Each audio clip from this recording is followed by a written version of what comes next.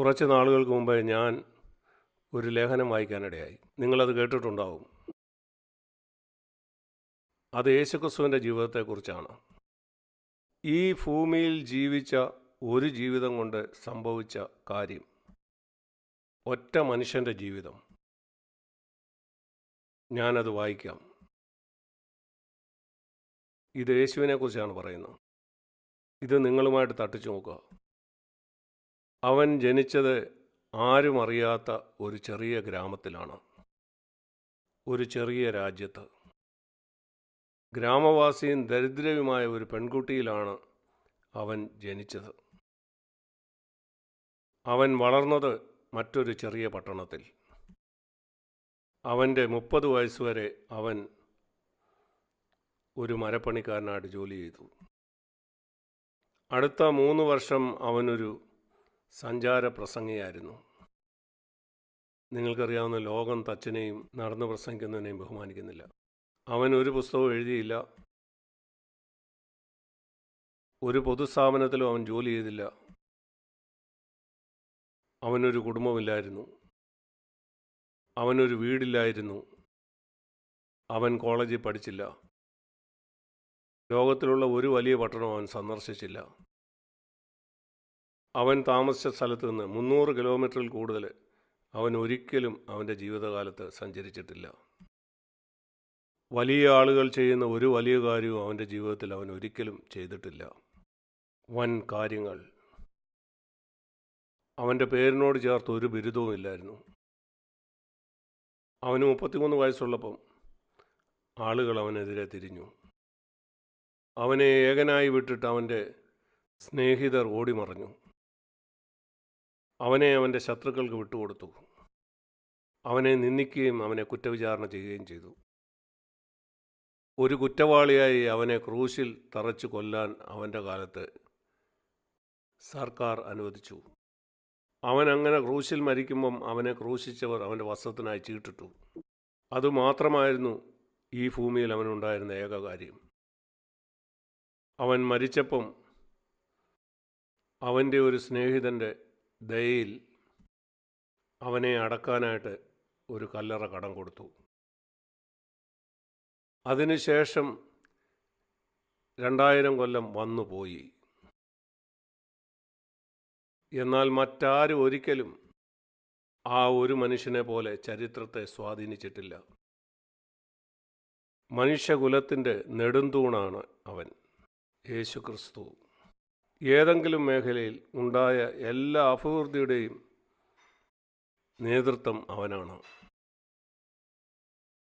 ഈ ഭൂമിയിൽ മുന്നേറിയിട്ടുള്ള എല്ലാ പട്ടാളവും, സമുദ്രത്തിൽ മുന്നേറുന്ന എല്ലാ നാവികരും, ഭൂമിയിൽ സ്ഥാപിക്കപ്പെട്ടിട്ടുള്ള എല്ലാ സർക്കാരും എല്ലാ പാർലമെൻറ്റും, അവരെല്ലാവരും കൂടെ കൂടിയാലും ഈ ഒരു ജീവിതം മനുഷ്യനെ സ്വാധീനിച്ച പോലെ അവർ ആരും ഒരിക്കലും സ്വാധീനിച്ചിട്ടില്ല. അവനാണ് പറഞ്ഞത്, എന്നെ അനുഗമിക്കുക. സഹോദരി സഹോദരന്മാരെ, നിങ്ങൾ അറിയപ്പെടുന്നവരായിരിക്കണമെന്നില്ല. നിങ്ങളൊരു ബുക്ക് എഴുതണ്ട.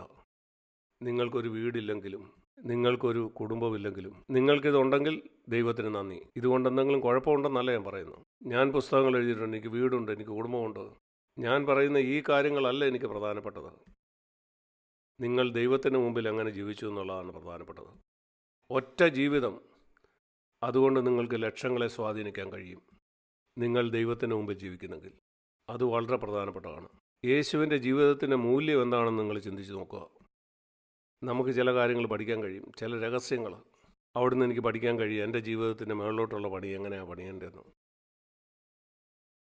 ഏതാണ്ട് 50 കൊല്ലം മുമ്പ് എൻ്റെ ക്രിസ്തീയ ജീവിതത്തിൻ്റെ ആരംഭ സമയം മുതൽ യേശുക്രിസ്തുവിൻ്റെ ജീവിതത്തെപ്പറ്റി പഠിക്കാനായിട്ട് പരിശുദ്ധാത്മാവ് എന്നെ ഉത്സാഹിപ്പിച്ചതിനായിട്ട് ഞാൻ ദൈവത്തിന് നന്ദി കരയറ്റുന്നു. പഴയ നിയമത്തിൽ അവർ വേദപുസ്തകമാണ് പഠിച്ചത്. ഇന്ന് ഞാൻ വേദപുസ്തകം മാത്രമല്ല പഠിക്കുന്നത്, ആ വേദപുസ്തകത്തിലൂടെ യേശുവിൻ്റെ ജീവിതം ഞാൻ പഠിക്കുന്നു. വേദപുസ്തകത്തിലെ എല്ലാ വാക്കും എനിക്ക് ഓർക്കാൻ കഴിയുന്നില്ലെങ്കിൽ അതുകൊണ്ട് കുഴപ്പമില്ല.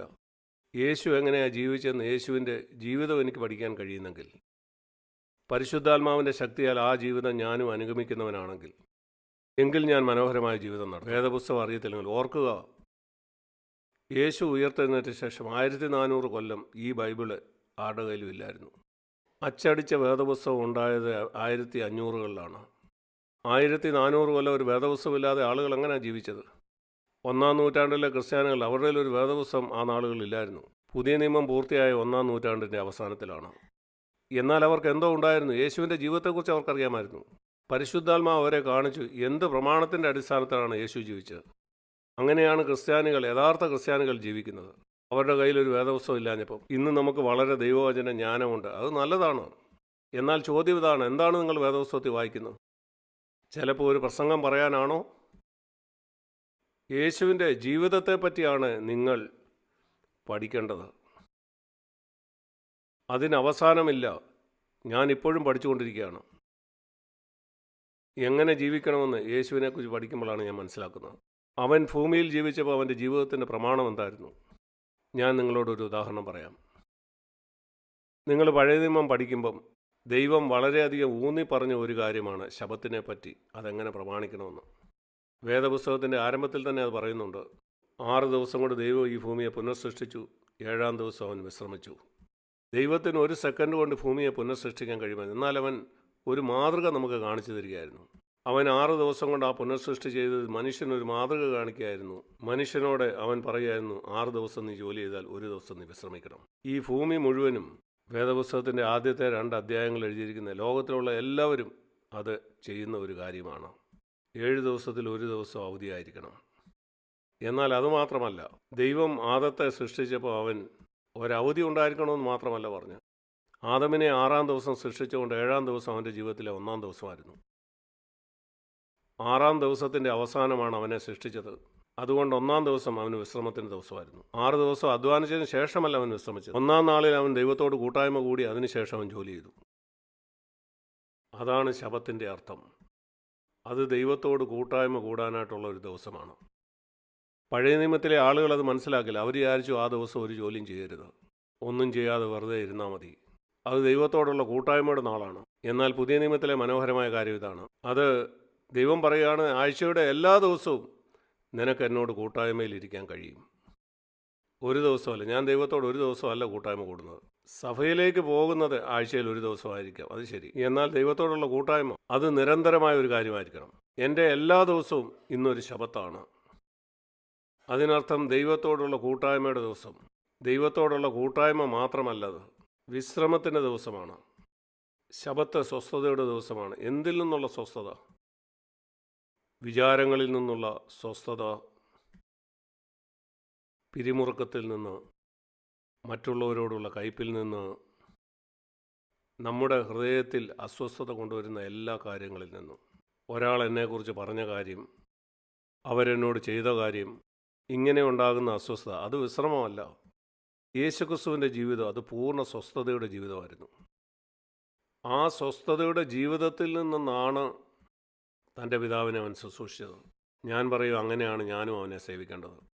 എൻ്റെ ഹൃദയത്തിൽ സ്വസ്ഥതയില്ലെങ്കിൽ എനിക്ക് ദൈവത്തെ സേവിക്കാൻ കഴിയത്തില്ല. ഞാൻ വിചാരമുള്ളവനും വിഷമിക്കുന്നവനും എന്താണ് സംഭവിക്കാൻ പോകുന്ന ആശ്ചര്യപ്പെട്ട് അങ്ങനെയല്ല.